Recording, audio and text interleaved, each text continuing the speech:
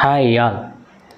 Present Telugu cinema ప్రేక్షకుడి పరిస్థితి ఎలా ఉందంటే, ఏదైనా సినిమాకి వెళ్ళాలంటే ఏం వెళ్తాంలే అదే స్టోరీగా, ఎప్పుడు చూసే స్టోరీలేగా, కొత్తదనం ఏముంది, ఇప్పుడు కాదు తర్వాత చూడొచ్చులే, పోస్ట్ పోన్ విధానం అంటే సినిమా మీద ఒక టైప్ ఆఫ్ అభిప్రాయం ఆల్రెడీ వచ్చేసింది. ఎందుకంటే తెలుగు సినిమా ఇండస్ట్రీలో వచ్చే సినిమా స్టోరీలన్నీ ఒకే టైప్.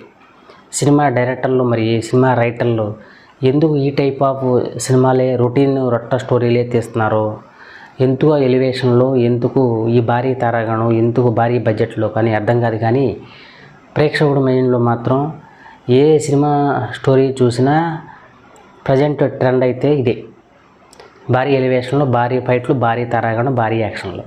అంతకు మించి కొత్త కథ అనేవి ట్రై చేయడానికి, టచ్ చేయడానికి, కొత్తదనాన్ని ప్రయత్నించడానికి ఏ మాత్రం ట్రై చేయట్లేదు. ఎందుకు ఇలా తెలుగు ఇండస్ట్రీ కొత్తదనానికి వెళ్ళలేకపోతున్నారు, ఎందుకు ప్రేక్షకుల మైండ్ సెట్ మారలేకపోతుంది, దీనికి కారణం ఏంటో ఈ వీడియోలో తెలుసుకుందాం.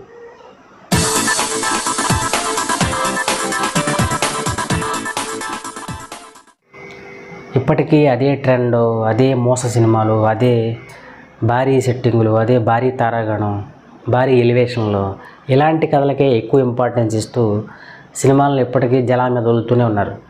వాటికి అలవాటు పడిపోయారు యూత్, పబ్లిక్ కూడా. అలాంటి సినిమాలకి ఎక్కువ కలెక్షన్ వస్తున్నాయి. బట్ ఇలాంటి సినిమాలు కథాపరంగా, అవార్డు పరంగా విన్ అయ్యే అవకాశాలు లేవు. బట్ రీసెంట్గా సినిమాలు చూస్తుంటే మలయాళం సినిమాలు మన తెలుగు సినిమాలకు మించి వేరే లెవెల్లో ఉన్నాయని చెప్పొచ్చు. కథాపరంగా ఇన్డెప్త్ కథతో, చిన్న స్టోరీతో, స్మాల్ బడ్జెట్తో, కథాపరంగా ప్రపంచవ్యాప్తంగా పాన్ ఇండియా లెవెల్లో భారీ హిట్లు కొడుతున్నారు మలయాళం మూవీస్. బట్ మన తెలుగు సినిమా ఇండస్ట్రీలో 200 సినిమాలు రిలీజ్ అవుతున్నా ఇంకా అదే మోస ధోరణిలో, అదే కథలతో, రొట్ట కథలతో జనాల మీద వదులుతున్నారని చెప్పాలి. గత 2 వారాల్లో ఏ సినిమా చూసినా, తెలుగు సినిమా ఏది చూసినా ఒకే టైప్ ఆఫ్ స్టోరీలు. కొత్తదనమే అనేది ప్రయత్నం చేయట్లేదు. ఫ్యామిలీ ఆడియన్స్ మొత్తం థియేటర్కి వచ్చి సినిమా చూసే పొజిషన్ లేదు. అందుకే సినిమా కలెక్షన్లు కూడా తగ్గుతున్నాయి. ఎక్కువ రోజులు ఆడకపోవడానికి కూడా ఇది ఒక కారణం అని చెప్పాలి. రీసెంట్గా వచ్చిన మలయాళం మూవీస్ వీటికి భిన్నంగా ఉన్నాయి. వాళ్ళు తీసే సినిమాలన్నీ లైవ్ స్టోరీలు, నిజ జీవితాల్లో జరిగే స్టోరీలు, చిన్న స్టోరీలు, ఇన్డెప్త్ స్టోరీలు.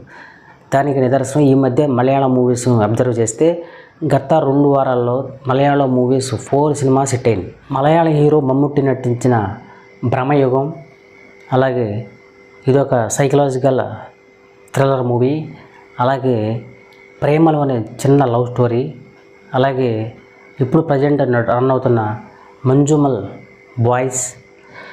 బాయ్స్ కూడా ఒక సాధారణ స్టోరీని.